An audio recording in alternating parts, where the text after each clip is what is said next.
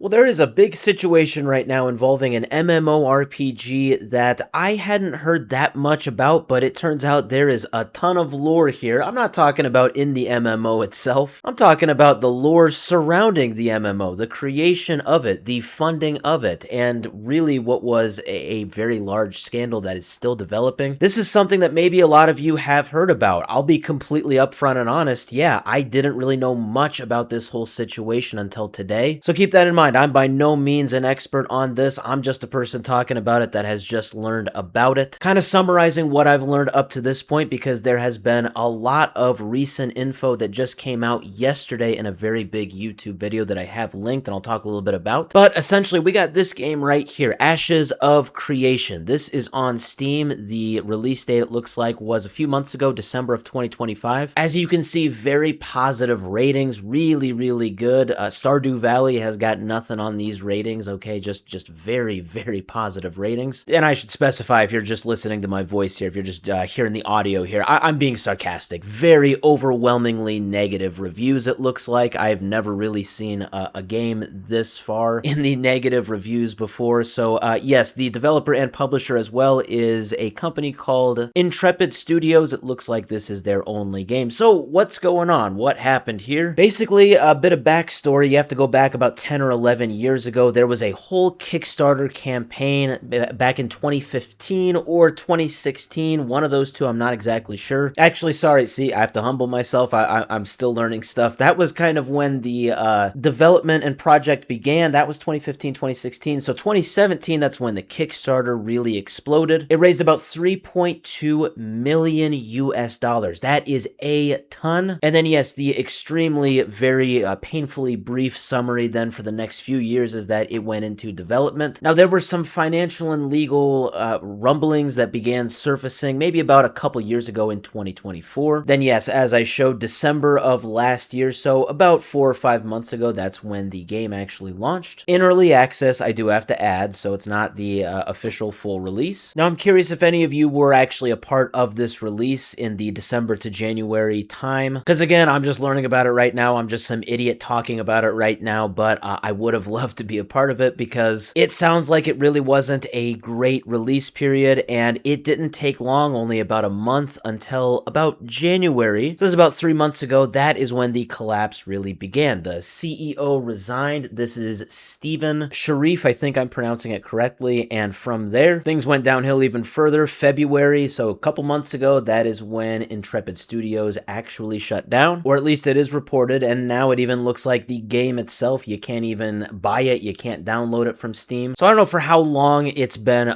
overwhelmingly negative reviews, but yes, this has really, really been plummeting over the past few months, basically since the start of 2026. So now we got this, a pretty big bombshell report. Now, this article is from Kotaku. That's not the original source. The original source is actually a different YouTuber that I will show, but we see that it says failed MMO Ashes of Creation's 3.2 million in Kickstarter funds has allegedly been spent on private chefs and trading cards. Yeah, it says this is a report that was published by the YouTuber NefasQS, and this is claiming that Stephen Sharif, the Intrepid Studios CEO, spent hundreds of thousands of dollars in Kickstarter funds to fuel his lavish lifestyle, which obviously would not have been what the people who generously donated to the Kickstarter campaign intended the money to be spent on. So it says the ensuing back and forth between former CEO Stephen Sharif and the studio's board has made the veracity of both sides' claims difficult to verify, but following an extremely detailed report published by the YouTube channel NefasQS on April 11, that was a couple days ago, we may now be a step closer to finally knowing the truth. Okay, yes, so this is about a 23-minute video on YouTube. We see this right here, and I will link it in the description. Very descriptive, very good, and basically the highlights are that the CEO Stephen Sharif, him and his associates, they may have benefited personally from the company's funds that they got from this Kickstarter campaign. This includes over $200,000 worth of DoorDash. It also includes funding a mansion. Again, all allegations, I do need to add that, but yeah, we also got like private chefs, life of luxury kind of stuff, like cigars, premium alcohol, like Rick Ross kind of